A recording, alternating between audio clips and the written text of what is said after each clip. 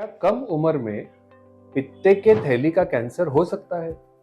Can you get gall bladder cancer at young age? चलिए आज हम डिस्कस करते हैं। नमस्कार, मैं doctor Aditya Kulkarni, gastro and cancer specialist, Oasis clinic Pune में प्रैक्टिस करता हूँ और मेरा एरिया ऑफ इंटरेस्ट है पेट में पाए जाने वाले कैंसर्स, ट्यूमर्स और उसकी लैप्रोस्कोपिक और रोबोटिक सर्जिकल ट्रीटमेंट।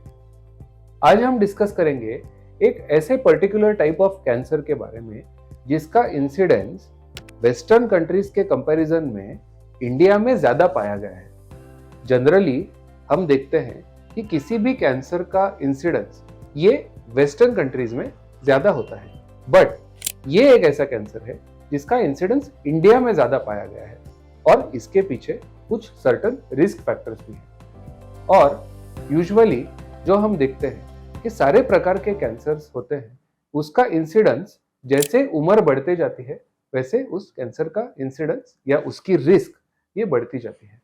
यूजुअली सारे कैंसर्स का जो डिटेक्शन होता है वो 50 या 60 साल की उम्र से उस ज़्यादा होता है और एवरेज एज जो होता है वो भी 60 साल के ऊपर होता है।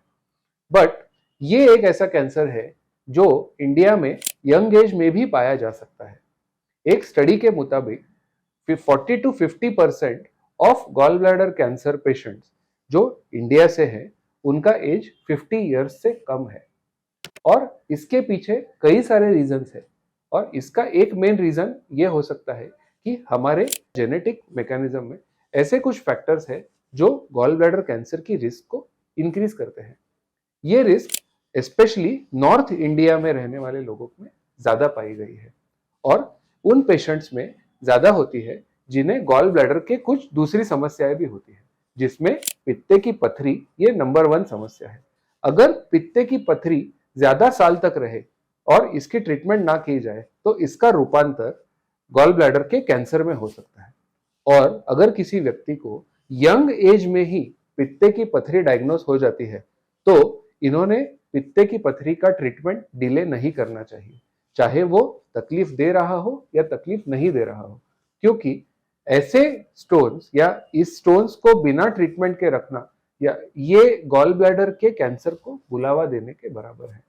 तो गॉल ब्लैडर का जो कैंसर है वो वेस्टर्न कंट्रीज में 60 या 70 साल के उम्र से ज्यादा पाया जाता है, बट इंडिया में ये कैंसर यंग एज में भी डायग्नोस किया जा सकता है। मैंने पर्सनली 30 साल या 35 साल के भी पेशेंट्स देखे हैं जिन्हें गॉल ब्लैडर कैंसर डेवलप हो गया है और ऐसे इंडिविजुअल्स को बहुत कम उम्र से ही पित्ते की पथरियों का प्रॉब्लम रहा है और इस पथरी का इलाज ना करवाने की वजह से इन्हें आगे जाकर गॉल ब्लैडर कैंसर को फेस करना पड़ा है।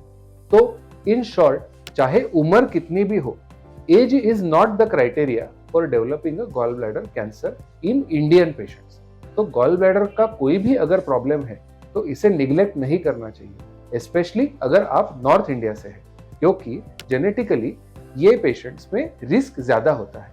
तो इसे तुरंत ही चेकअप करवा लेना चाहिए और जरूरत पड़ने पे गॉल ब्लैडर का सर्जरी भी करवा लेना चाहिए। इससे हम हमारा गॉल ब्लैडर कैंसर होने का रिस्क को मिनिमाइज कर सकते हैं। अगर आपको गॉल ब्लैडर कैंसर से रिलेटेड कोई भी सवाल है या कोई ओपिनियन चाहिए तो please feel free to contact me and definitely subscribe to our channel to get the updates about gallbladder cancer.